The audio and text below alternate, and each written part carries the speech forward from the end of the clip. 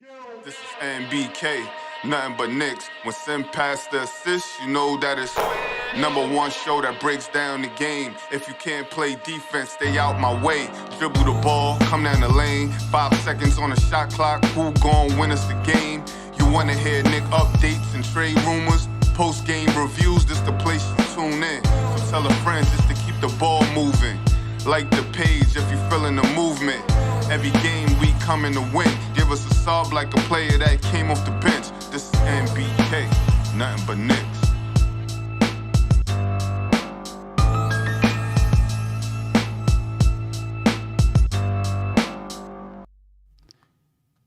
Knicks family, what's poppin'? It's your boy. You know, I wanted to have it with a little bit more energy, but it's tough when the Knicks lose 132-115 the way they did tonight. And what makes it so bad is they started off the game with so much energy, and it looks so positive. But at the end of the first quarter, ladies and gentlemen, I knew that we were going to be in trouble. I could see it because the Knicks played a great first quarter for the most part, and it was still down 4. They gave up over 40 points in the first quarter. And I said to myself, damn, we might be in trouble because I don't think we can score at the clip that we were scoring at throughout the entire game. I knew we couldn't. And we didn't. We didn't. We lose to the Denver Nuggets, ladies and gentlemen, 132-115. And, you know, after the first quarter, it wasn't even close. It wasn't even close, ladies and gentlemen. The Knicks played well offensively. Defensively tonight is where the Knicks got smacked. Backdoor cuts, wide open threes. They couldn't handle Jokic in the post. They couldn't handle Jokic anywhere. And then, of course, Bones Highland, ladies and gentlemen. The rookie out of VCU went to work against the Knicks tonight. He went to work against the Knicks tonight. And there was just not much that the New York Knicks could do to stop the Denver Nuggets from scoring. They get blown out the water 132-115. And tonight's game could very well mark the end of the season. And I know there's going to be a lot of people that say, well, the Knicks could still go on a 6-game run. I don't think they can. I'm sorry. I don't think they can. I just don't see it. I don't see it. I want to be an optimist. I want to have that type of energy for this team right now, but it's hard. It's hard because they just can't get it right. Julius Randle had energy tonight, played well, looked like Julius Randle. You know what? He looked, the past couple of games, I like the way that he's playing in these past couple of games better than the way he played last season, to be honest with you. You know, everyone keeps saying he looks like the Julius Randle from last season. I disagree. I actually think he looks very different. Last season, it was pound, pound, pound, and kick it out. Pound, pound, pound, and kick it out. It just so happened that he was hitting his shots. He was more efficient.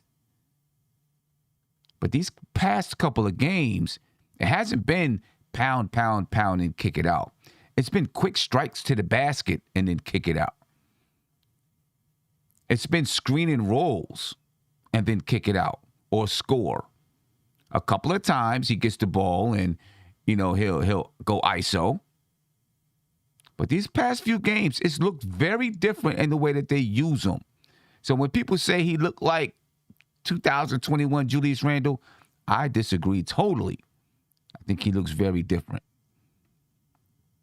in the way that they're using him these past couple of games. Hopefully it continues because I like it. I like the tempo. I like the pace.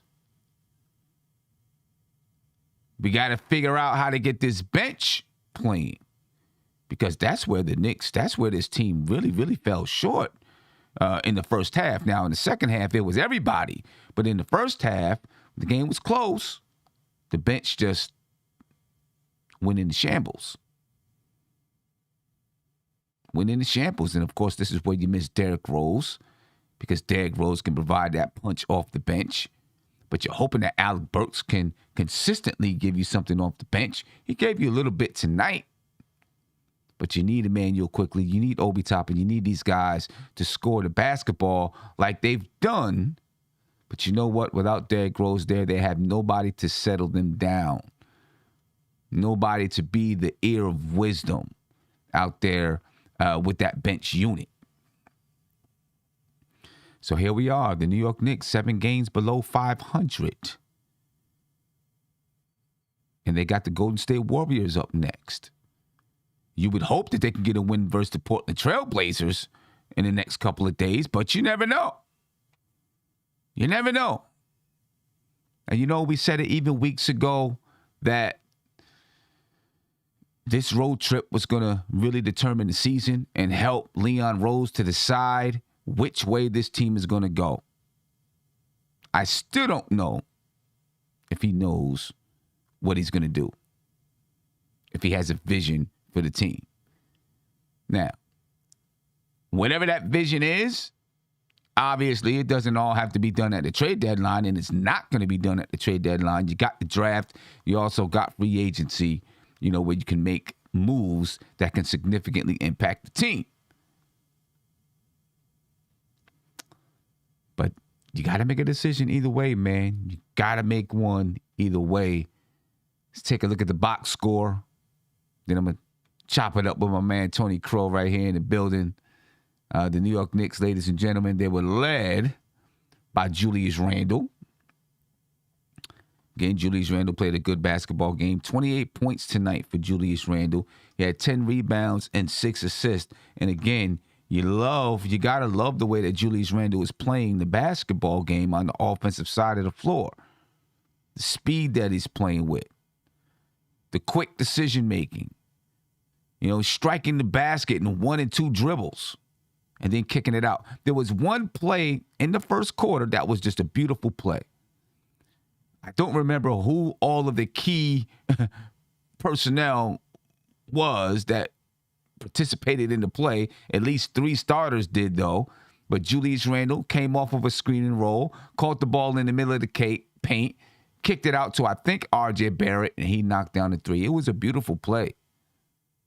Really, really nice play. Again, Julius Randle, 28 points, 10 rebounds, 6 assists. Evan Fournier, 21 points, 7 rebounds. He was 50% from the field, and he was 40% from the three-point line. RJ Barrett, 18 points, 2 rebounds, 2 assists.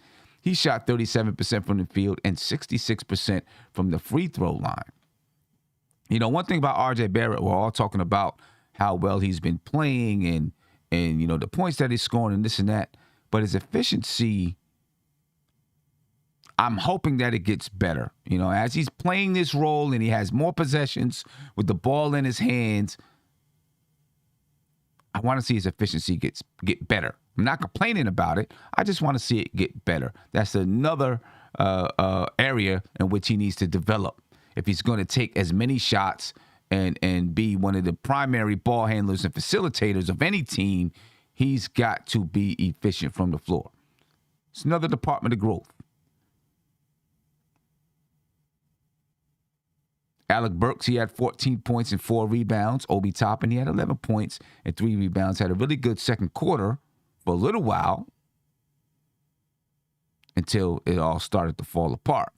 Cam Reddish, he got 14 minutes tonight. He had 2 points. Emmanuel quickly, you know, he played 18 minutes, but he didn't really play well. A couple of nice passes, but for the most part, Emmanuel quickly, you know, it's been a sophomore slump for him. Been a sophomore slump. 5 points for Emmanuel quickly tonight. Miles McBride got in 51 seconds left in the game. 51 seconds. And for some unknown reason, with the New York Knicks down 17, RJ Barrett was still in the game at the end and tweaked his ankle. He limped off the floor to go back to the locker room. He didn't need to be out there. Played major minutes in L.A., major minutes last night in Utah. And then he played 35 minutes tonight. There was no reason for RJ to be out on the floor at that time. Twisted his ankle. Hopefully it's not bad. He was able to walk off under his own power, although, he was, limping and not putting a lot of pressure on that ankle. He was able to walk off under his own power, at least. But still, he didn't have to be out there. You could have had Cam Reddish out there at that time. I don't know, man. Big Tony Crow, what's good with you? 1 second, Tony, before I get to you. The Denver Nuggets, man, looking at their box score, they were led by, guess who? Oh, well, not Nikola Jokic. They were led by Bones Highland, the VCU product. Should I say the better, at least tonight, the better Emmanuel Quickly? That's what he looked like tonight. Bones Highland had 22 points and 6 rebounds. For Nikola Jokic, 21 points, 11 rebounds, and 7 assists. He also had 6 turnovers, but it didn't matter much. JaMychal Green, he had 20 points and 4 rebounds on the night.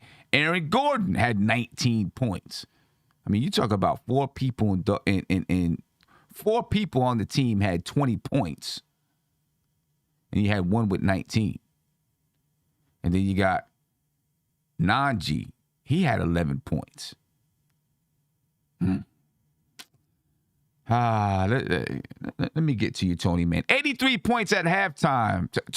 Tony, the Knicks were shooting 49% from the field at half, 45% from the three-point line.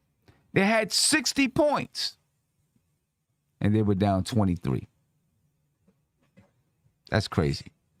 That's crazy. Yeah. It's crazy. What's poppin', man? What's poppin'? Shout out to the chat. Peace, Sim. Black this time. You was about to incite a riot in the chat when you start talking about RJ being not needing to be in the game at the end. Like a couple people, fire Tibbs. This is fire Tibbs for RJ injury, and look, bro, he didn't need to be in there. Knicks was down 17. He wasn't coming back. It wasn't coming back. I understood bringing the starters back with 5 minutes left, and it was a 15-point game. Maybe you thought, okay, over the next 2 minutes, 3 minutes, if we hit a couple of shots and make a run, then, maybe something could happen. But after 2 minutes and 30 seconds go by, and with the way it was going, you realized it ain't happening. Let's pull these guys out. You know what I'm saying? Now, you right. But I don't think Tibbs put him in there like thinking like, all right, we still in the game. Like at that point, it was like under a minute left when it was like the final possession, final 2 possessions when RJ got hurt. Right. But like it was like he put him in. He put the starters back in with like 5 minutes left, and it was a 15-point game. But he kept them in. Yeah. Until he started to bring the bench in. Everybody except RJ out. Yeah, subbed everybody except RJ. Why? Just put Cam Reddish in there. Or whoever. Somebody. Just put somebody in there. You right. Out. But Tibbs been doing that. You know what I mean? Yeah. All year. But I think what really hurt us 2 things. Bones and JaMychal, right? I think at some point they had more points than minutes. Like at some point they had double points of minutes, like so 11 minutes, 22 points or whatever the case. Right. You know what I mean? And I think they ended the game with more points than minutes played, both of them. Those 2 guys is what really killed us tonight. I think we could have won if those 2 guys didn't go off. I did like the pace of the game. They were really trying to push the pace. I don't know if that was trying to run with Denver, but I think they've been pushing the pace a lot more the past like 3 games as well. Yeah, but I think that's something that they're trying to establish as how they play the game. You know what I mean? Playing a faster pace. pushing the ball up the floor. You know, I love seeing Julius Randle get out there and just, you know, get out there and just get it and go. You know what I mean? And get up the floor and try to make something happen. You know, you had the one possession where he pushed it up the floor and he had a layup, but he missed it. And then, you know, it turned into an Aaron Gordon 3 on the other end. But I wasn't mad at that. You know what I mean? Because you want the Knicks to play fast. I think they play much better when they play fast at a higher pace. They play better. Can they sustain that level of play? And then do they have enough endurance to get it done defensively when they're playing at that pace? Yeah, and then as far as our team, I think Mitch not being there really hurt us. Pay that man. I missed y'all last night after last night's loss, but you know that would have been my slogan all night. Pay that man, because Mitch balled out last game. But yeah, we need him. But I agree with you, man. I think it feels like the season's over. It feels like there's no coming back. Now, what do we got? Like 29 games, 28 games left? Something like that. It's crazy because like the only glimmer of hope is Rose's return and what that could do. But then even with that, we talking about we're gonna have to go on an even better run than last year, right? Because by then it's gonna be about what 22 games left. Yeah, I mean, you know, by the time Rose comes back, I don't know if there's an exact date for when Derrick Rose is set to return. You know, sometime after the All-Star break, right? I mean, but by the time Rose comes back, I mean, the Knicks are already kind of out of it. You know what I mean? By the time he comes back, they're going to be way out of it. So if you're looking after the All-Star break, you're talking somewhere around that Miami game, February the 25th. Okay? We got Golden State on Thursday. You know what? With the way things are going now, to be honest with you, if the Knicks lose to Golden State, assuming the Knicks lose to Golden State, they'll be 8 games below 500. But you would hope that they can beat Portland on Saturday, February 12th. You would hope that they can beat OKC on Monday, February 14th, Valentine's Day. And then you'd hope, with the way the Brooklyn Nets are going, that they can beat Brooklyn on February the 16th. Right? So if they fall to 8 games below 500, they might be able to climb back to within 5 games below 500 before the All-Star break, and it might keep them in contention of that 10th seed. But then they come back after the All-Star break, and the schedule gets tougher because they play the Miami Heat, the 76ers, the Phoenix Suns, the Los Angeles Clippers. Right? So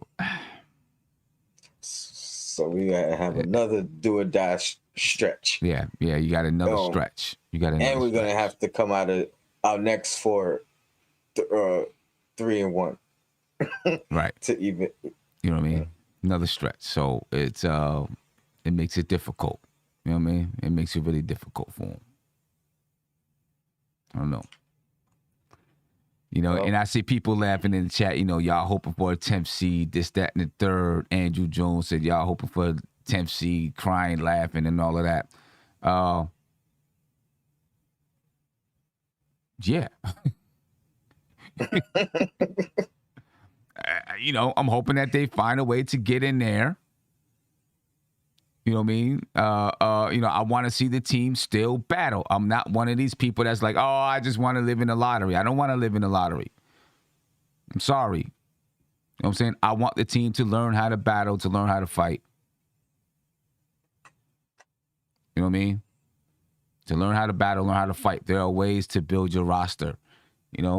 Clearly with the New York Knicks, you've seen is not through the draft all the time. You get players through the draft. They don't always turn out to be stars. Sometimes they do. Let's hope that RJ Barrett's turning out to be a star. You know what I mean? But yeah, I want the Knicks to fight for the 10th seed. Duh. I do. You know what I mean? I want them to fight for the 10th seed. If that's what they got to do. And then you make your changes from there. You know what I mean? If you get eliminated, you get eliminated. If you fight for the 10th seed and you get eliminated, you still get your draft position. So, yep. And how do you lose?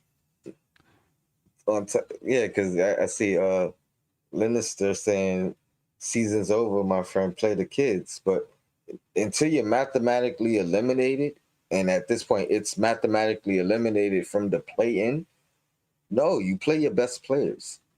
You don't quit on a season until mathematically you're out of it. At that point, yeah, then you could rest the vets. Maybe have them sit out the rest and see what the kids got. But until that point, you don't do that. I mean, really, the only if someone earns a spot, they earn the spot. They earn the spot. The only kids that people are talking about is Deuce and Jericho Sims, really. That's who they're talking about. And Cam at this point. And Cam, but I think they're going to try to make moves so that Cam can play. You would hope that they're going to try to make moves so that Cam could play. So now you're talking about Jericho Sims and Deuce McBride. I'm not going to lie. I wouldn't mind seeing those guys get some playing time. You know what I mean? But I think that you can still play and try to win while those guys get playing time. You know what I mean? That just means that Tom Thibodeau has to deepen his bench just a little bit.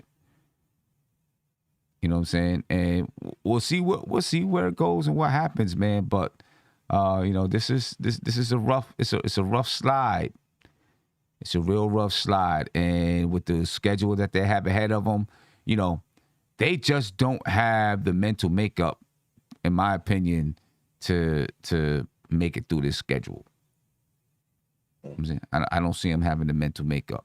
But, I believe it is good for RJ Barrett to continue to fight, to try, to fight for something. It's good for him. It's good for his development. You know what I mean? You don't want him, you just throw in the towel. You just throw in the towel. What does that tell RJ Barrett? You know what I mean? This is the guy that you want to you're looking at him as one of the cornerstones of your team. What's that tell RJ Barrett? RJ Barrett ain't out there to try to lose. He's not trying to lose. He wants to try to win. But if your organization is saying to you, but we're going to try to lose so we can get you some help, he's not hearing that. I'm sorry. So you fight. You know what I mean? I'm sorry. You fight, and wherever it falls, but you fight. That's how I am. You fight. That's the mentality that you want RJ Barrett to have, but you want the organization to have a different mentality. You know what I mean? I know what people are saying. Yeah, I get it. Play the kids. I know. But you fight. You know what I mean? You fight. Oh, man. Looking at the numbers behind the game, ladies and gentlemen. Again, the Knicks lose 132-115. They were out-rebounded by 11. If Mitchell Robinson was there, do they grab 11 more rebounds? Maybe so. Probably so. Does it help them out? I don't know. But you know what? His defense on Jokic may have helped out. But still, with all the backdoor cuts and the perimeter shooting by the Denver Nuggets, I don't know if his presence helps that. 31 assists for the Denver Nuggets, 25 for the New York Knicks, 9 steals for the Knicks, 5 for the Nuggets, 3 blocks for the Knicks, 1 for the Nuggets. The Knicks had only 8 turnovers tonight. They took care of the basketball much better. I mean, offensively, the Knicks actually played a good basketball game. They just couldn't get stops. I think that 8 was in the first half. Oh, you know what? I'd have to look and see. It might have been. I know they didn't have any in the third quarter for sure. And I want to say when an announcer said that, he said they had 8. So I don't think they had a turnover in the second half. Yeah. 13 turnovers for the Nuggets. The Knicks shot 44.6% from the field. They shot 35% from three, and they actually shot 83% from the free throw line. But the Nuggets, they shot 54% from the field. They shot 41% from three, and they shot 77% from the free throw line. Points in the paint, both teams had 54 points in the paint. The Knicks had 18 second chance points. The Nuggets 16 second chance points. The Knicks only had 8 fast break points, and the Nuggets had 21 fast break points. But the shooting, ladies and gentlemen, the shooting. You know, the Knicks just could not stop the Denver Nuggets from shooting the ball well. They were 16 for 39 from the three-point line. Altogether, they were 46 for 85 from the field. You know, and while the Knicks shot 83% from the free throw line, they only shot 12 free throws. So they weren't getting to the line. And not saying this is why we lost, but we should have been at the line a lot more than that. The refs missed a lot of calls on Denver that we should have been at the free throw line. Yeah. The Knicks had 6 turnovers in the first half, so they had 2 in the second half. Or 2 in the fourth. Or 2 in the fourth, maybe it is. 2 in the fourth. So Tony, where do they go? Where do they go? What do they do? Right? Because you just heard me and what I was saying. I'm a proponent of the Knicks continuing to fight. You know what I mean? I don't mind, Kemba Walker not playing and Deuce McBride getting some minutes. I don't mind that at all. Take him out the lineup. I'm done with Kemba Walker. I'm done with Kemba Walker, right? And Deuce McBride getting minutes. I don't mind it at all. You know what I mean? I'm done with Nerlens Noel. Nerlens Noel killed me the last couple games. I'm done with Nerlens Noel and put Jericho Sims in there. I'm done with that too. You know what I mean? I feel you on that. The crazy thing is I feel like you gotta try to move them. You gotta try to move them. I don't think you more so Kemba than Noel, but I agree with the Noel thing. But you might as well trade him or buy him out.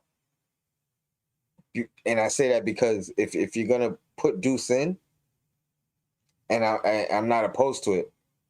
Let's say they missed Deuce, like they didn't know that he was as good as he is. Let's say he comes in and turns the season around, right? And I'm not saying like, we make the playoffs, but he just comes in and is a legit point guard of the future. Like we don't even gotta look for nobody. Let's say that happens. What happens then? At that point, you gotta get rid of Kemba anyway, and you're not gonna be able to move him. You know what I mean? Like if you sit him and then the rookie comes in and actually excels, his trade value becomes non-existent. It might be non-existent now, but I feel like you can't keep him on the team and sit him again. I think you got to actually get rid of him, Kemba in particular. But I try to get rid of either one of them or both of them by any means necessary. Maybe attaching one of those second round picks that we have so many of to entice somebody to take them. If the rumors about Charlotte being interested, I was thinking, I don't know what kind of cap space they have, if any, but maybe trying to get Book Knight. I know he's had a rift with the coaching staff recently. Mm-hmm. Even if you got to attach some assets with Kemba as far as draft compensation, I try to get rid of him. I'm done with him too, and that's my guy, like from the Bronx. Yeah, and I think here's the thing. I think getting the feeling that the Knicks aren't going to do much at the trade deadline, and these guys would be like waived or whatever. Kemba Walker might be waived. We'll see what happens with Alec Burks. I know we've seen reports that say that the Knicks are looking to move, or they've had Kemba Walker and Alec Burks and Evan Fournier in discussions and trade talks. But as things go on, I'm getting skeptical that they're going to make a move, because now I'm looking at what move is out there that makes sense for the Knicks. If they were thinking about Malcolm Brogdon, where, looking at the team right now, do you want the contract? See, if it was last summer and they were making a move for Malcolm Brogdon, I'd be like, oh yeah, all day. Let's take that contract on, because I think he can do whatever. But now when you look at the team and the way that they're playing, and the continuity isn't there, it makes you ask and say, if I go get a Malcolm Brogdon, looking at his contract, which isn't horrible, but it's a long contract, I'm committing to this team for the next 5 years, right? I'm committing to this team. Do I really want to commit to this group of players for that amount of time? So that's one thing when you talk about Malcolm Brogdon. You wouldn't be able to get him until the summer anyway. Jalen Brunson, you're probably not able to get him until the summer anyway. Right? So what's out there that really makes sense for the Knicks? I've seen some reports about Harrison Barnes. Why? And there's nothing wrong with Harrison Barnes. I actually thought that if the Knicks made a move for either Tyrese Halliburton or De'Aaron Fox, and Julius Randle went in that trade, that they would bring back Harrison Barnes to be a backup, or maybe even starting power forward, whatever, but to be a power forward for this team. You know what I mean? But at this point, why would the Knicks have interest in Harrison Barnes? Doesn't make sense to me. You know what I mean? You add Harrison Barnes as a guy that gets you over the, or to help add depth to a playoff team or championship contending team. To me, that's why you add a Harrison Barnes. Why add Harrison Barnes to this team right here? It wouldn't make any sense. It only makes sense if you're moving Fournier. That's the only way it makes sense. Okay, I could see that. And then you have Harrison Barnes as your starting 3 or whatever. Okay, I could see that. But based on his contract and things, I guess you would have to move like an Evan Fournier. So I just don't know what's out there that's going to make sense for the team. Anything significant that's out there that's going to make sense for the team. So I'm kind of looking at saying, they might be standing pat. Or if they do something, it's just going to be, some little small tweaks here and there, but nothing. It's hard for me to see anything major. I'm hoping that something pops up somewhere, but I don't know. But we agree they got to open up the space for Cam. Yeah. Otherwise, the Cam move was senseless. Was senseless. And that being said, if you're opening up space for Cam, there's only a limited amount of people that could be moved. Fournier, Burks, maybe a Quickly, because Burks is multi-positional. But those are the only 3 guys that you could move that opens up space for Cam. And then that also means you can't be bringing someone back at that position. Right.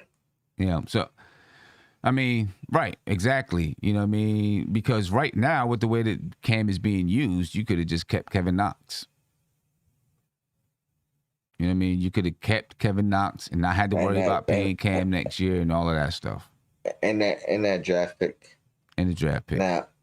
Now, and that makes me wonder, is there validity to the rumors that, Tibbs didn't want Cam and the front office made the move anyway? Right. And, if What are your thoughts on that? My thoughts there is that if Tom Thibodeau didn't want Cam, my thought is it's not because he didn't think he was a talented person. It's because he's thinking, now you're adding another guy that I got to add to the lineup. How do you expect me to do that? That was my thoughts too. You know what I mean? That was my thoughts too. When I read the report, so I'm like, it's reporters stirring things up, because I think it was more of like Tib said out of his mouth what you just said. Like we traded him for a guy who wasn't in the rotation. Right. You know, so I think that's probably where it is. You know what I mean? Nothing against Cam or anything like that. You know what I mean? I seen Rob Al in the chat just said, have you noticed that Burks, IQ, and Obi kind of ignore Cam when he's on the court? Seems like Tibbs just keep putting Cam in the corner 3 on offense. Why? I think right now, because he doesn't know everything, that they're doing, you know, that's just like, okay, you know what? You're going to be here until you get the rest of the offense. And I understand how to use you and things like that. You know, that's the only thing that I can think of. It's the only thing that I can think of. You know what I'm saying? But again, I don't think that Tom Thibodeau doesn't like Cam Reddish. And, you know, that's why he didn't want to make the trade. I think it was more of, now you want me to fit another guy in the rotation. You know, and of course that makes it tough. You know what I'm saying? I don't know. I don't know where the Knicks going to go from here. You know what I'm saying? I'm anxious to see if they try to do anything, if they're able to pull anything, make something happen, make something pop. But I don't see what's out there for them to do it. And I don't see anything out there that they can do that's going to make this team significantly better, you know, to be able to navigate through this schedule that they're coming up. So. Big V's CEO said IQ ignores everyone. Hey, Tom, can you do me a favor? Your camera's kind of sliding a little bit. My bad. It's me. Yeah. I be slouching at night. I be sinking into my couch. Yeah. I mean, yeah, I don't know. Let me ask you a question.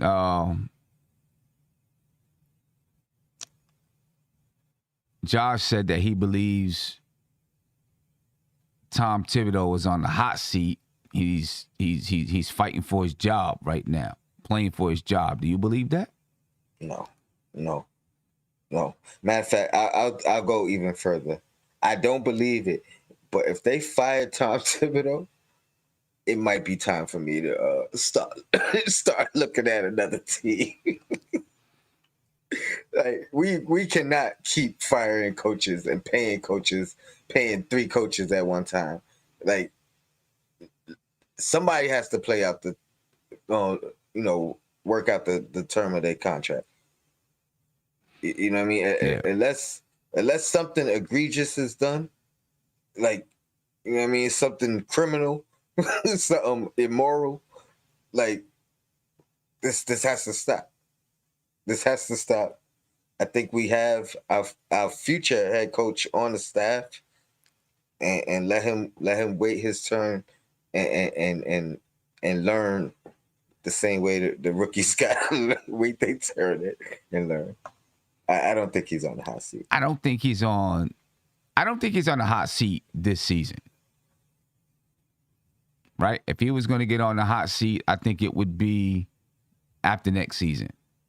Because one, I don't think that they expected that they were going to be where they were last year. So in their minds, they might be like, okay, we're just in the next year of this. You know, I can't even say that, because the way that they acted over the summer, they were like, you know what? We're going to double down on what we did last year. That's why we're going to give these guys these contracts, because we want it to be, you know, we want to keep this chemistry together. You know, so I don't know if they looked at this year as an extension of, how do I want to say it? I don't think they looked at this year and said, you know what, we're not going to think about last year. We're going to continue to build as we were thinking about building. I don't think they looked at it like that.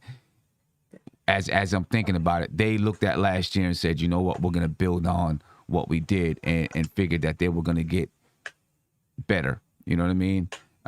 So I don't even want to go there and say that, because I think that they did figure like they were going to another level after this summer.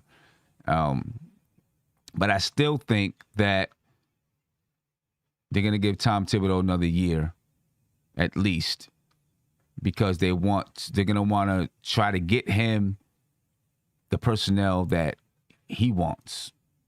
You know what I mean? Whether that, obviously a point guard, and then some more guys that can really commit to the defensive end. You heard the Knicks gave up 83 points at the half tonight. The most since 1966, I think they said on the telecast. When they gave up 84 points to the Los Angeles Lakers. They gave up 132 points in regulation, the most that they have all season long. So I do think that they're going to give Tom Thibodeau at least another year. That'll be year 3. What was his contract? A 5-year contract? Mm-hmm. Right? So I think they'll give him to at least year 3. But the duration of 3, yeah, right. Okay. The duration of 3. I think the duration, and then they'll evaluate at the end of the 3rd year and say, all right, what do we want to do here?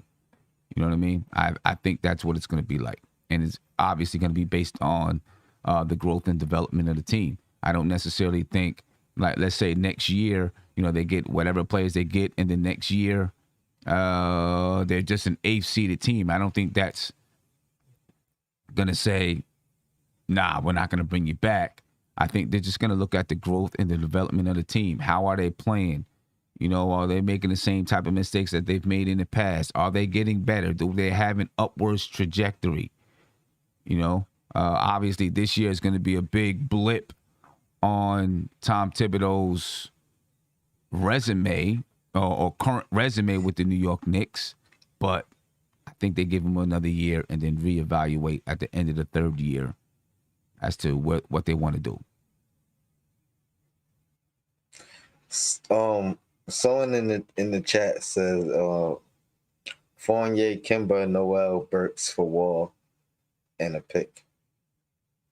I mean, Wall only has 1 year left. I would do it all day. I'm not gonna lie. I would do it. You know what I'm saying? And I mean, what he got to lose this year? You know what I'm saying? I would definitely do that because Wall has 1 year left on his contract. I said that early in the season too, and we talked about Westbrook a couple days ago, and after watching him against us, I was like, oh.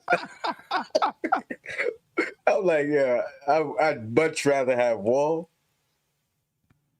We make that trade for Wall, we could literally play the young guys and tell him, like, if you ready to play, but you know what I mean? If not, we get you ready for next year and play the young guys into the, you know what I mean? Because we giving up Burks, Fournier, Noel.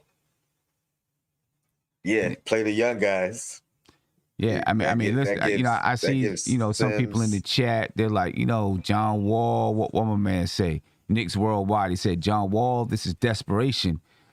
But the move isn't as bad as you think, because with the trade that was just proposed, right? You're getting back a draft pick, and you get out of Fournier's deal, you get out of Alec Burks' deal. It's all combined into 1 year. Because it's all combined into 1 year. So you get out of those deals. So cap space after and so next then year. you have cap space at the end of next year. You got $47 million at the end of next year. You see what I'm saying? That would be the idea behind that John Wall or Russell Westbrook deal. Because you get rid of off these the Westbrook deals. trade. Because Right, because you get rid of these deals. It's not about saying John Wall is going to be my future point guard. It's about getting out from under those deals. You know what I'm saying? And then, of course, while he's there, you look at him and say, okay, what's going on? What's happening with this? And then you can give him not even a Chris Paul deal, but you can give him a long-term deal at low money because he's probably not going to get another long-term contract elsewhere. The same theory that I had with the Chris Paul. Right. Now, he's no Chris Paul. Right. Now, PBD is correct. He said the Rockets won't do that. The Rockets aren't going to just take on money just to make the Knicks happy. You know what I'm saying? So, obviously, it would have to be something that's good for the Rockets, too. There'd have to be something in it that they want. You know what I mean? So, you might be, I don't know, but they're not just going to take back all the Knicks' super long contracts. You know what I'm saying? And give us John Wall. They're not going to do that. You know what I mean? I think we would have to give up the pick, but right. It might be that we would have to give up the pick. I give him the Dallas pick. Still have all our own. I don't know. We'll see what they're gonna do. We'll see what the Knicks gonna do. And the Rockets might be content with just riding out Wall's contract. Say forget for a whole it. You know nother what? year. Yeah, they might be, bro. They'll move him next year when it's expiring. I mean, they might move it. I mean, but still, that's still kind of riding out his contract, though, because even with the guys you get back, you're still paying that same amount of money. You know what I mean? So they might be cool with just saying, hey, you know what? We're going to ride it out. We're on the books for it anyway. We're not going any place. At the end of next year, we got $47 million. But I don't know, ladies and gentlemen. This is the New York Knicks this season. They were supposed to be a much better team, and they're not. There goes some draft talk. Christopher Sanchez said, draft Tata or Kennedy Chandler. Yeah, listen, I'm going to start getting into draft talk after the All-Star break because, I just, let me give me the satisfaction of seeing what happens from now until the All-Star break. And then, we'll start breaking down and getting into some draft talk and all of that stuff, man. Start doing that because that's where we'll be at that point. Trade deadline, ladies and gentlemen, is Thursday, or I guess you can say tomorrow since it's now February the 9th, but it's February 10th at 3 p.m. So the Knicks have a day and a half to do something. Like I said, I can't see them doing anything significant, but let's see what they do. Let's see what they do. Big shout out too. I just see somebody throw me a super chat. I want to read what it said. Let me get a chance for it to come up and I'll read what it says. But basically, it said Leon Rose has failed Tom Thibodeau. Do you agree with that, Tony? That Leon Rose has failed Tom Thibodeau so far? Oh, Nikki B. This is Nikki B. Let me go ahead and read that for him real quick. Nikki B said, and I get up here so you guys can see it. He said the front office must get Tibbs his kind of players. Leon Rose failed Tibbs with the offseason additions, which hurt the Knicks' defense and haven't produced offense. But do you think Leon Rose has failed Tom Thibodeau? I don't think so. I don't believe that they are not on the same page. I believe that they communicate with each other. So I think when he brought in Fournier, when he brought in Fournier, I think Tibbs okayed it. You know what I mean? I think he knew who he was getting and said I could work with this guy. I don't think, especially giving him 4 years, I don't think they would have done that with the relationship they seem to have had coming into this Knicks situation. You know what I mean? It's not like they didn't know each other or this guy was already hot here before this guy and they bumping heads. I don't see that. I think they on the same page. So I'm not gonna say they failed. I think it was a miscalculation, but I think Tibbs knew what it was. You know what I mean? Like, I that's what I believe. I have to hear otherwise definitively to believe otherwise, but I don't. I think they were on the same page. So to me, it's like a team effort. I think they failed. If anything, I wouldn't say Leon failed Tibbs. I think they made a miscalculation as a conglomerate. Yeah, I mean, I can dig that. I can dig that. I mean, I guess maybe people would say that he failed Tibbs because he wasn't aggressive enough during times like the trade deadline or even in free agency. But people are all going to point at DeMar DeRozan and they're going to point at Lonzo Ball, and maybe some other people out there in free agency.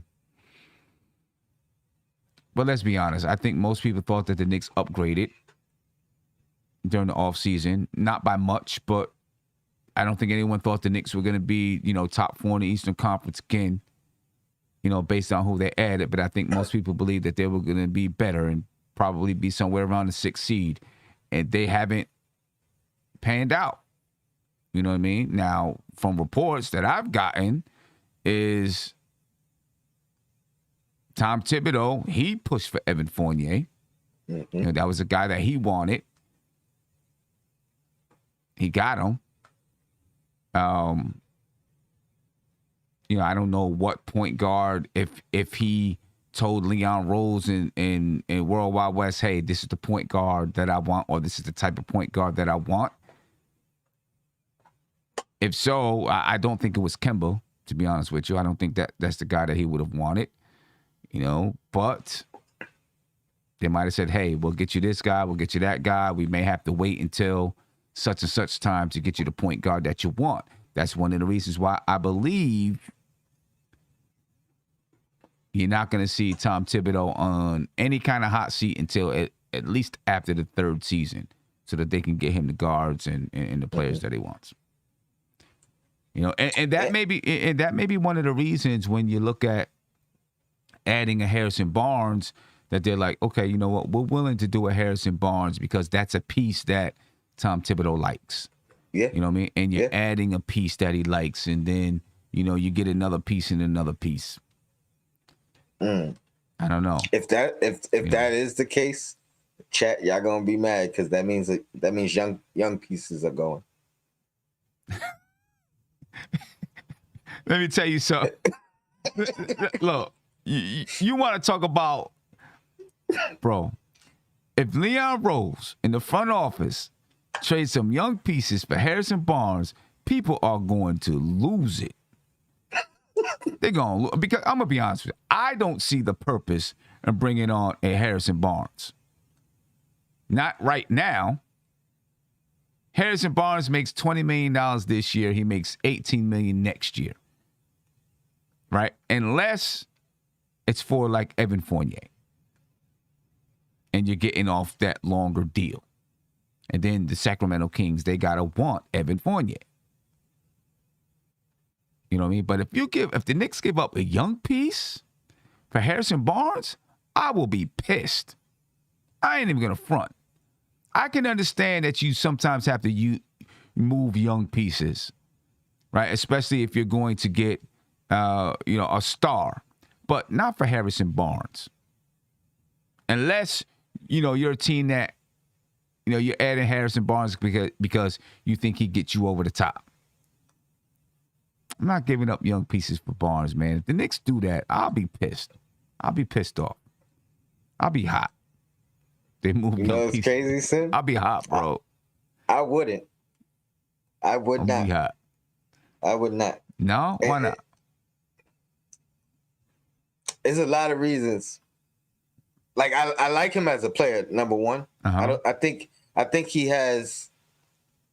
I'm not gonna say star like superstar potential, but he has all-star potential, and I shouldn't even say potential because that's like for younger guys. But he could give you an all-star season is what I'm saying.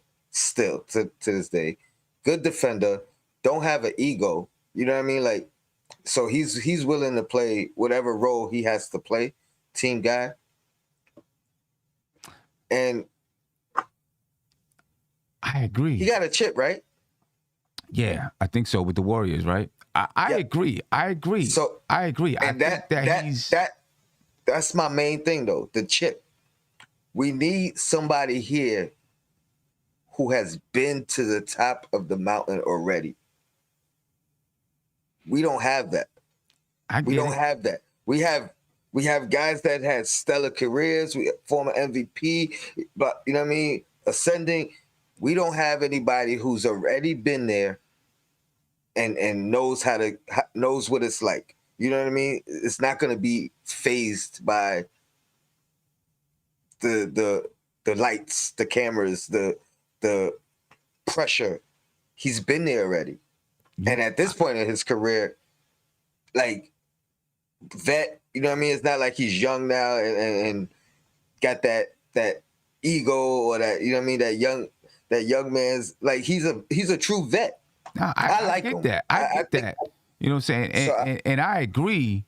I agree, you know, of what his pedigree is. I just don't think that he's not the type of player you add right now. For me, if he was a point guard, right, that had that same pedigree, that's what I would say, okay, you know, let's go get this guy. He's a point guard that, you know, is putting up, you know, good numbers. Because Harrison Barnes is giving you 17 and, you know, maybe 5 or 6 rebounds for the Sacramento Kings right now, right? But if it was if what we were talking about is a point guard version of Harrison Barnes, I'd be like, yeah, you know what, let's do it. You know, he might be the perfect guy. But looking at all of the wings that the Knicks have already, if you're not giving up Evan Fournier for Harrison Barnes and you're giving up young players, when I say I wouldn't do like a combination of all young players, but a young player is going to be included. Is what I'm saying, because you need the salaries to match, and the young guys don't make the money to match the salaries anyway. Right. So, but I give them the choice of a young guy. At this point, I'm like, pay Mitch. But if you're not gonna pay Mitch, maybe that entices. You know what I mean? I wouldn't want to do that personally, but I'm saying one of the young guys, whether it be Mitch, who we might not sign, that might be a reason to do it, including him. And then obviously it'd be easier to include him with the only $2 million. Then you could do the 2 vets or whatever to make the salary match, or 1 vet if it's Fournier. But yeah, I wouldn't mind including Obi, just Obi, and then whatever vets to make it match, or Quickly and whatever vets to make it match. Like, I'm not saying do a combination of Quickly, Obi, Cam, like that I wouldn't do. But yeah, they're gonna want a young guy anyway, right? Let them get one. Yeah, I mean they might. I don't know. They might. You know what I mean? I mean, let them get one. I mean, I'll give them Kemba and Alec Burks, and I'll give them 2 2023 second-round draft picks. I mean, if they take that, yeah. But I don't know. Are you gonna turn it down if they want Burks, Kemba, and Obi, or Burks, and Quickly, or you know what I mean? Like, if one of those young guys is the asking price, that's gonna deter you. I think for me it is. Wow. I think for me it is. I don't know. I'm not as high on Quickly as I once was, and mainly because of Grimes, because I feel like Grimes just made Quickly expendable. So like I would prefer to like hold on to Grimes. I keep him in the back like that. You can't have him, but I give up Obi. I give up Quickly in a second. One of those two. You can't have them both, but you can take your pick of them. And then even the 2 guys that aren't in the rotation at this point, because they're not in the rotation, Yeah, I include one of them too, Sims or McBride. It's tougher with McBride because we haven't seen enough of him, and what we've seen in the G League is pretty impressive. But yeah, I think I'd do it. Yeah, I mean, if we were, let's say right now we were in the 6th seed, you know what I mean, and they felt like he's really a piece that could, help to elevate us, add to our depth, et cetera, et cetera. I would really consider it. But then, of course, if you're in the 6th seed, Emmanuel quickly is probably playing better. You know what I mean? Because he's adding to that. He's helping. He's adding to the depth. Obi is maybe playing better. He's adding to the depth. I mean, I would just much rather, if it came down to that, just say I'm gonna stick with what I got because, I probably can get Harrison Barnes in the summer or next year cheaper in free agency or something like that. Yeah, get him cheaper at another time. So if it's me, I'm probably just like, if that's what it came down to, I'm just sticking with what I got. You know what I mean? I'm gonna just stick with what I got. And this is no hate towards Harrison Barnes. He's a good basketball player. It's no hate whatsoever. I get what you're saying. You know what I mean? I think he's a good basketball player. Like you said, a true vet. He can score. He can shoot the three. He can post up. He can do a lot of good things. You know what I mean? Defend. Yeah. You know what I'm saying? He can do it. He defend, right? He can do a lot of good things. There's no hate towards him. I'm just looking at where we are right now. Yeah, I don't know. Andrew Jones said it's sad we're spending this much time on Barnes. Hey, he's a name out there that the Knicks might be interested in. You know what I mean? So. And you off Brogdon right now because of where we at? It's tough for me. Like me right now personally, if I was in Leon Rose's position, I'm still not sure which way I'm going and what I'm trying to do. Right? If I'm saying to myself, this just ain't gonna work, this just ain't it, then I would be off Brogdon. You know what I mean? Because then I'd be saying, you know what? I'm just gonna go with a younger group of players and try to grow up from there. And Brogdon for me wouldn't meet the bill. I think he's, between $20 and $27 million a year for the next 4 years. And I wouldn't want to commit that long. I wouldn't want to commit that long to him. So would you feel the same way about Brunson or because the only reason why I again, it's a point guard. So regardless of what direction we go, whatever we doing, we don't have that. You know what I mean? Like, unless Deuce is the dude, we don't have that. So we got it. I think that's we got to get a point guard regardless of what. You know what I mean? Whatever direction we going, and if we going, I don't even want to say going young because what does that mean? I mean, see, when I look at when I'm looking at Brogdon, so I was wrong with the salary. It's not, he doesn't make close to $27 million. He's 21.7 this year, 22.6 and 22-23, 22.5 and 23-24, and then 22.5 and 24-25. It's not a terrible contract. For me, it's really about the length.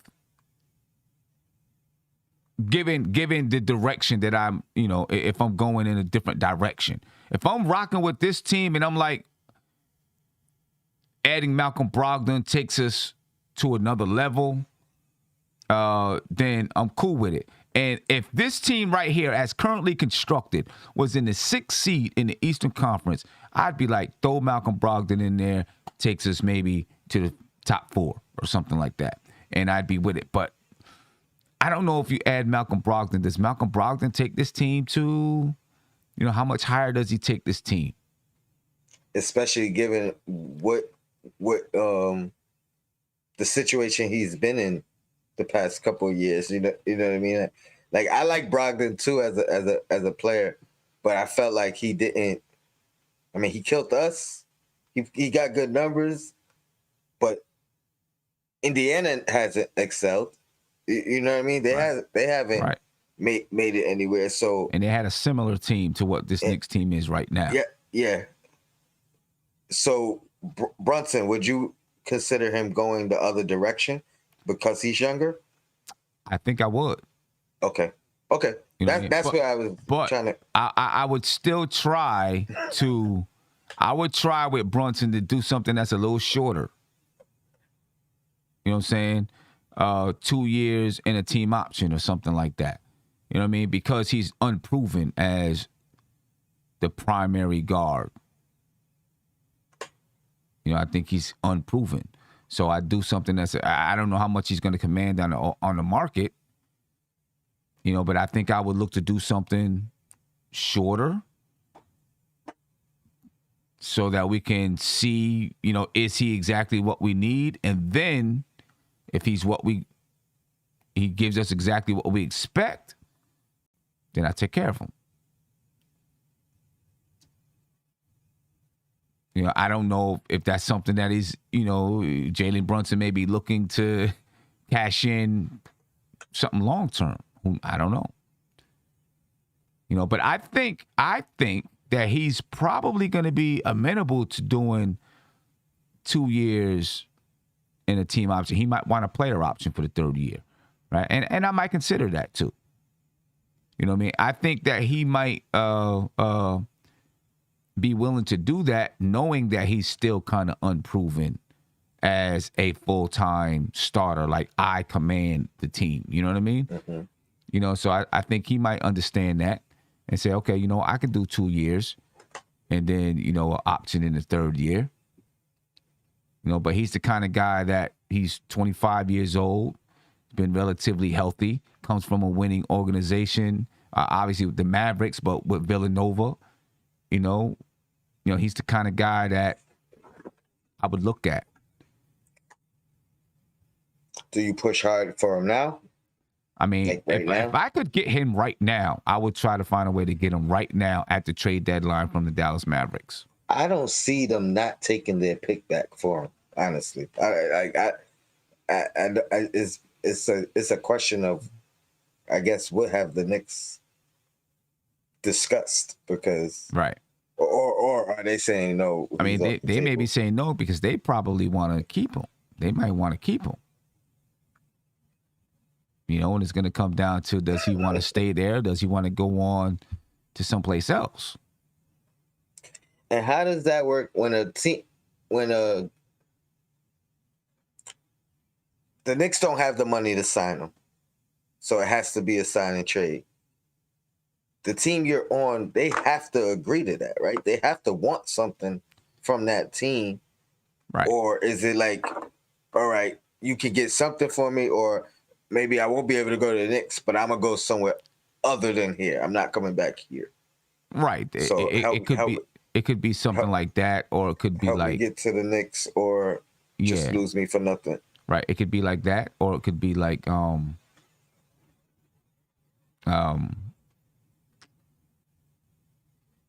the team is just like, you know what? Okay, you want to go to the Knicks because you played with us. We have no ill will. You know, we're going to help you get it done because we don't want a player here that doesn't want to be here. You know what I mean?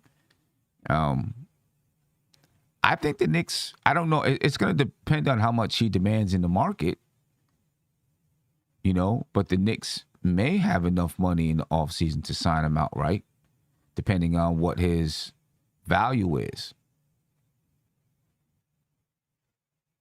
Would you trade if the Dallas Mavericks right now were willing to move Jalen Brunson? Would you trade Deuce for Jalen Brunson? If they said we want Deuce, I would.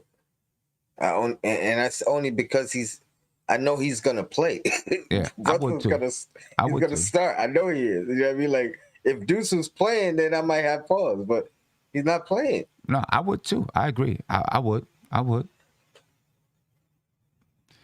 Well, I got one for you. All right. Would you trade Derrick Rose for Brunson right now? I would. I would. I want Derrick Rose. I would. Derrick Rose is my favorite player on the team. But yes, I would trade him for Jalen Brunson. I would hate to do it. You know what I mean? Because I really do like Derrick Rose and everything he represents on the team. But yes, I would trade Derrick Rose for Jalen Brunson. I don't think it would ever happen because number one, Tibbs ain't gonna okay it, and number two, if Tibbs okayed it, he would only okay it if Rose okayed it, right? And Rose don't want to go to Dallas. You know what I mean? Like he want to be. Derrick Rose ain't going to Dallas, bro. When Derrick Rose leaves the Knicks, he's going back to Chicago. I agree. He's going back to Chicago. Ain't no way he's going any place else. He's going back to Chicago. That's going to be his last stop before he retires. You know, and I don't think the one thing about the Knicks, the one thing about Tom Thibodeau, the one thing about the Knicks, relationships mean a lot to Leon Rose, Tom Thibodeau, etc. Right? So I think before they traded Derrick Rose, they would buy his contract out and then let him go where he wants. That's one of the reasons why Jalen Brunson may be could be on his way to the New York Knicks, and maybe Leon Rose and them are just like, let me buy it out. We're gonna buy it our time. Because there's definitely some deep connections, right? With Rick Brunson being Leon Rose's first client, Rick Brunson, you know, and the connection with Tom Thibodeau. You know, those might be some pretty strong ties. And because of that, there's going to be a strong pull for him to end up with the New York Knicks. And maybe those guys know that they're going to have, I'm not going to say know that they're going to get him, but know that they have a strong chance. Mm-hmm. So they're like, yeah, you know, let's bide our time. Let's bide our time a little bit because this guy could be coming. Yeah, I kind of feel that way too. One thing I wanted to mention earlier, I forgot when you asked me about Tibbs being on the hot seat. And another reason why I think they're all on the same page, because I feel like Leon Rose even leans on Tibbs because Tibbs has front office experience as well. So he's maneuvered in the trades and had that power. Granted, it was brief and got taken from him, but he had that power before. You know what I mean? Holding two hats. So I think Leon even leans on Tibbs in that aspect because he's been there before. That's true. You know what I mean? True. So I really think they have like a real connection and communication and dialogue on what's being done, what direction we're going, what should we do. I can't see it any other way with those guys. You know what I mean? It's not like, you know, Dolan hired him from over here, him from over here. I think it felt like the whole thing was a plan. You know what I mean? Like, yeah, we're gonna get Leon, get Tibbs. Couple things in the chat that I see. I wanna comment on. Someone said Jalen Brunson is a poor man's Kemba Walker. Have you seen Kemba Walker play for the New York Knicks over the last 3 months, 4 months? If you're saying that Jalen Brunson is a poor man's version of that,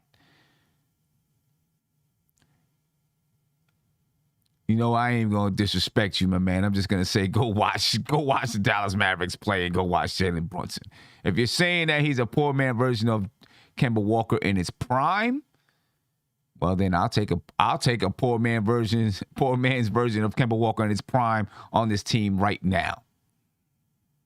Okay, yeah. That's messed up. You saying Kemba Walker now is not even a poor man's Kemba Walker? He's not. Yo, he's not. Kemba Walker right now is not. even a poor man's version of Kemba Walker. I hate to say that because I like Kemba. You know what I mean? But he's not, man. It's painful. It's painful. Then someone else, a couple other people, Margaret Edwards, I believe, and a few other people said that Derrick Rose is the heartbeat of this team. Listen, I believe. I love Derrick Rose. You know what I mean? And I would hate to trade Derrick Rose. For real. I would hate to, but you know, everything has to be in interest of the team and what could get the team better. You know what I mean? And I think right now, if the Dallas Mavericks said, we'll take Derrick Rose, we'll give you Jalen Brunson, I think the Knicks would do it. You know what I mean? Because Derrick Rose is, you know, for the remainder of his career, he's going to miss big portions of the season just like this. You know what I mean? You know, I hope that he stays here for a while. And, you know, he's just here and the Knicks can find a point guard that can, you know, be that starting point guard without having to do anything with Derrick Rose. Again, though, if Derrick Rose leaves the New York Knicks, I don't think he's going to Dallas. He's not going to any place else but the Chicago Bulls. But the Bulls, right? D. Coolest 718 said D. Rose is going to retire a Knick. I hope so. I hope he does retire a Knick. You know what I mean? But if he doesn't, he'll be back with Chicago. He'll be back with Chicago. Savvy said, we're killing him. I'm just saying, man. I'm just saying. Just saying. Knicks Worldwide said, low-key, Derrick Rose is overpaid. I don't even know what Derrick Rose's salary is right now. I forgot. Let's see. Derrick Rose is making $13 million this year, $14 million next year. Then there's a team option in 23-24 for $15 million. So, I mean, I don't know if he's overpaid. You know, when Derrick Rose is out there and healthy, but that's the thing. When he's out, you know, when he's out there and healthy, he earns every bit of that money. But he's got to be healthy. You know, when is the last time Derrick Rose has played a full season? He'll probably never play a full season again. So, you know, there's that. But Derrick Rose does a lot for this team when he's out there. I can't wait to get him back. You know, when he does come back, you know, I don't know what that's going to look like. I think he's going to want to play throughout the remainder of the season so that he can be in shape. But,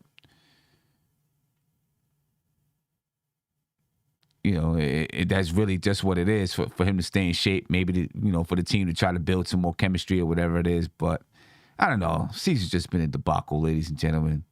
It's been a debacle. It's been a debacle. Anyway, Tony, I'm about to get up out of here. I don't know when I'm going to. I want to do a trade deadline show. I'm trying to figure out the time for me to do it. I don't know if I'm going to be able to do it tomorrow. I definitely can't. You know, if I did it tomorrow, it would have to be early, like 11 o'clock in the morning. You know, I'm not sure if I'm going to be able to do it then. And I'm off, so let me know. Yeah, all right. Thursday, if I do it on Thursday, you know, obviously it's going to have to be about 1 o'clock, and I do have some place I got to be at 11:30. So I don't know. I'm going to think about it between now and tomorrow, figure it out. But I would like to do a trade deadline show to just talk about what's going on. You know what I mean? I hear you.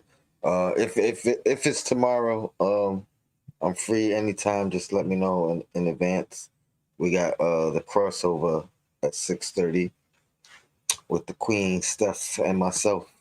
The Public Enemy says, show the clip of Kemba. Come on, all right, listen, I know Kemba is old and all that, but he got pushed. That was an offensive foul. It wasn't a straight-up crossover, though. He got pushed. Blatant push. Bones pushed him. That should have been an offensive foul. Everybody, including the Nuggets, stopped. They stopped because they thought that was going to be an offensive foul. Come on, man. Jokic had an offensive foul down low. I think he pushed Taj right out the way and then went up for a layup. I'm like, you know, if that wasn't an offensive foul, that could have been the nail in the coffin of Kemba. It could have been. That could have been it. Clack, clack, clack. He's done. You know what I mean? Because that would have been. And I don't know. I haven't looked at any highlights or anything like that. They're probably showing it on ESPN and stuff like that. That's, but it was an offensive foul. It was clearly an offensive foul. Tony, last thing. Do you think tonight's game was the last game for Kemba Walker? The Knicks don't play again until after the trade deadline. Oh, no, they play on the trade deadline. They play on Thursday. No, at 5. Oh, Huh? Thursday. Okay. Yeah, the Knicks play on Thursday, which is the trade deadline, but obviously they don't play until 10 o'clock. Okay, so. But this Kemba Walker's last game with the New York Knicks? I hope not, but I don't think so. I think he'll be back at 10 o'clock on Thursday. But I hope he's in Charlotte. They're the team that is rumored to want him. They got ties. Let him play backup minutes. Yeah. You don't got to start in. I mean, you should start a petition. It could be either he's traded or he gets waived. So I don't even think they could waive him, right? They can only buy him out. Can you waive somebody with more? That's what I mean. Buy him out. Yeah. We'll see. All right. Anyway. Have you ever heard of someone being bought out in consecutive years? I don't know. And at that point, you like whoever signs you, what they giving you? Because they, you know what I mean? Like they looking at your last 2 contracts, like yeah. He's gonna get the vet minimum. Wherever he goes next, he's getting the vet minimum. Yeah. Anyway, ladies and gentlemen, I'm out of here. Appreciate you. Maybe I'll catch you sometime tomorrow. Just look for the notification. Out. This is NBK, nothing but Knicks. When Sim passed the assist, you know that it's #1 show that breaks down the game. If you can't play defense, stay out my way. Dribble the ball, come down the lane. 5 seconds on the shot clock. Who gon' win us the game? You wanna hear Nick updates and trade rumors? Postgame reviews, this the place you tune in. So tell a friend just to keep the ball moving. Like the page if you feeling the movement. Every game we coming to win. Give us a sub like a player that came off the bench. This is NBK, nothing but Knicks.